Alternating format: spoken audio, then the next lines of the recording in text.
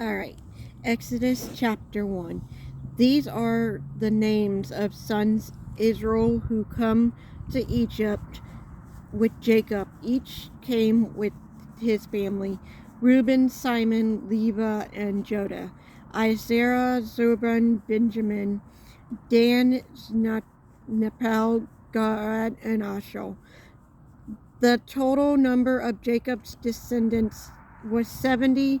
Joseph was already in Egypt.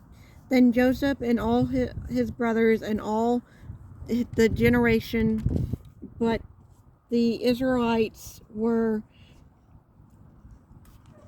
Then Joseph and all his brothers and all the generations died, but the Israelites were fruitful, increased rapidly, and multiplied, and became extremely numerous, so that the land was filled with them.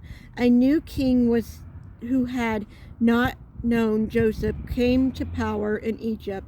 He said to his people, "Look, the Israelite people are more numerous and powerful than we are. Let us deal surely with them, otherwise they will multiply and further, and it will be and if war breaks out, they may join our enemies, fight against us, and leave the country." So the Egyptians assigned taskmakers over the Israelites to oppress them with the forced labor. They built Phineham and Russia as supply cities, and Pharaoh, but the more they opposed them, the more they multiplied and spread, so that the Egyptians came to the dead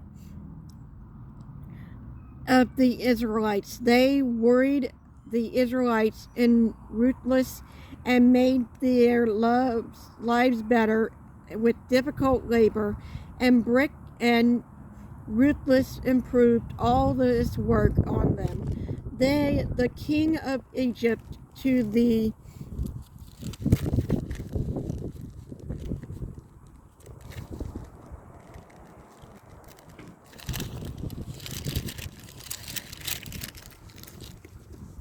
Hebrew newborn,